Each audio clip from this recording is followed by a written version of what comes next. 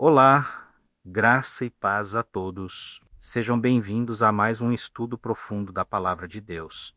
Hoje vamos mergulhar no coração do livro de Levítico. Um livro que muitos acham difícil, mas que é incrivelmente rico e relevante para a nossa vida. Vamos descobrir juntos o que Deus queria ensinar ao seu povo e a nós sobre a pureza. Prepare o seu coração, pegue sua Bíblia, porque a nossa jornada pela santidade começa agora. No deserto, Deus chamou um povo para ser dele, um povo separado, diferente. Imagine a cena: tendas espalhadas pela areia, sob um céu imenso. No centro desse acampamento, uma presença especial, a glória de Deus.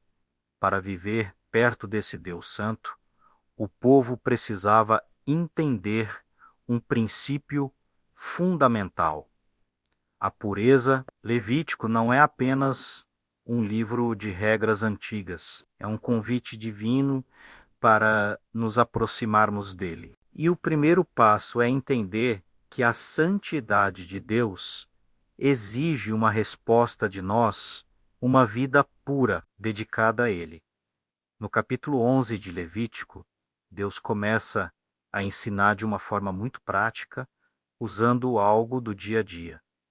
A comida. Ele divide os animais entre puros e impuros. Os puros, como bois e ovelhas, que tinham o casco fendido e ruminavam, podiam ser comidos. Os impuros, como o porco e o camelo, não. Nos mares, apenas os peixes com escamas e barbatanas eram permitidos.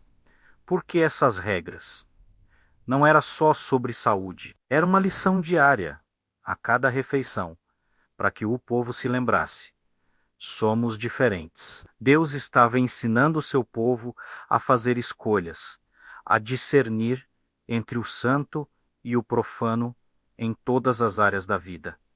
A comida era apenas o começo. Era um símbolo visível de uma separação espiritual que Deus desejava. Avançando para o capítulo 12, o tema da pureza se aprofunda e toca num dos momentos mais sagrados da vida: o nascimento. Após dar à luz, a mulher passava por um período de purificação: 7 dias para um filho e 14 para uma filha, seguidos de mais algumas semanas antes de poder voltar ao santuário. Isso não significa que o nascimento ou a mulher eram pecaminosos. Pelo contrário, o nascimento envolve a criação de vida, algo sagrado e poderoso que nos conecta com o mistério da vida e da morte. Esse período de resguardo era um tempo de recuperação, de vínculo com o bebê e principalmente de reconhecer a santidade da vida. Ao fim do período, ela trazia uma oferta ao Senhor, celebrando a nova vida e a sua restauração completa à comunidade de adoração. É uma bela imagem de como Deus cuida de todos os ciclos da nossa existência. Nos capítulos 13 e 14, Levítico aborda um tema que causava muito medo: as doenças de pele, especialmente a lepra ou tesarate em hebraico. Essa palavra não se referia apenas à doença que conhecemos hoje, mas há várias afecções contagiosas que podiam aparecer na pele, nas roupas e até nas paredes das casas. A pessoa diagnosticada pelo sacerdote era declarada impura e precisava viver fora do acampamento. Isso parece cruel, mas o objetivo era proteger a comunidade da contaminação física e ensinar uma lição espiritual. A impureza, como o pecado, nos isola de Deus e da comunidade. Mas a parte mais linda é o ritual de purificação. Quando a pessoa era curada, havia um processo detalhado para reintegrar lá a sociedade. Isso mostrava que, mesmo no isolamento, Deus não a abandonava. Havia um caminho de volta, um caminho de restauração. É uma poderosa metáfora do perdão e da restauração que Deus nos oferece em Cristo. O pecado nos isola, mas a graça de Deus nos purifica e nos traz de volta para perto. O capítulo 15 continua o tema da pureza, falando sobre os fluxos corporais. Pode parecer um assunto estranho para nós, mas a lógica é a mesma.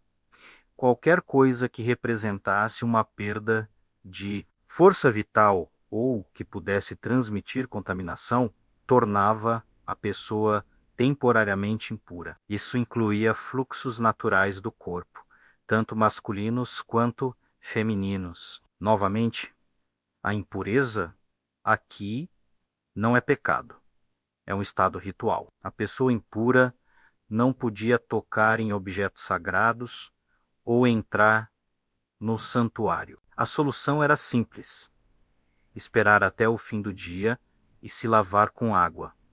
A água é um símbolo universal de purificação. Essa regra nos ensina sobre a importância da nossa integridade física e espiritual.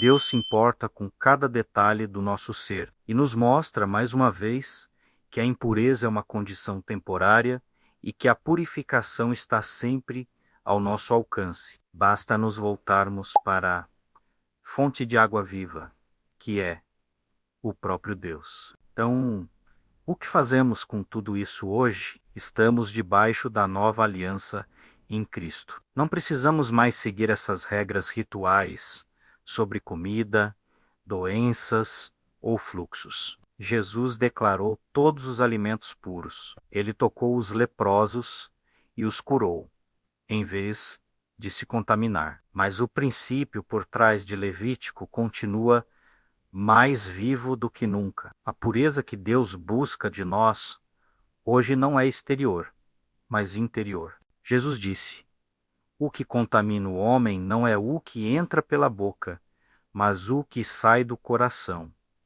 Deus quer um coração puro. Ele quer que nossas mentes, nossos desejos e nossas intenções sejam santos. A verdadeira pureza é amar a Deus sobre todas as coisas e ao nosso próximo como a nós mesmos. É viver uma vida de integridade, honestidade e compaixão. As regras de Levítico eram sombras. Hoje temos a realidade em Cristo. Ele é a nossa purificação. É nele que nos tornamos santos, separados para Deus.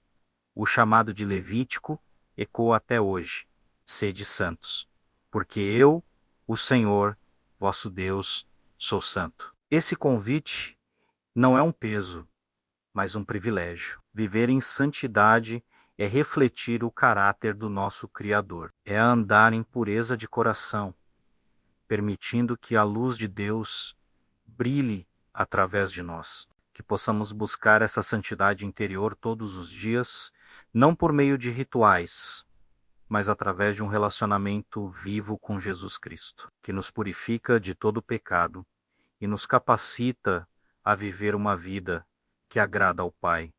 E assim concluímos nossa jornada por essa sessão de Levítico, descobrindo que as leis de pureza apontavam para uma verdade muito mais profunda: o desejo de Deus por um relacionamento íntimo com um povo de coração puro. Mas a história não termina aqui. Como um povo impuro poderia se aproximar de um Deus santo? A resposta está no centro do livro e da fé de Israel: o dia da expiação. No nosso próximo vídeo, vamos explorar Levítico 16 e desvendar o ritual mais solene e significativo do Antigo Testamento, que aponta diretamente para o sacrifício perfeito de Jesus Cristo na cruz. Você não pode perder. Muito obrigado por assistir até aqui. Se este estudo tocou o seu coração e abriu o seu entendimento, Deixe o seu curtir. Compartilhe com alguém que também precisa ouvir essa mensagem e, claro, se inscreva no canal para não perder o nosso próximo episódio sobre o dia da expiação. Que Deus te abençoe e te guarde em santidade. Até a próxima.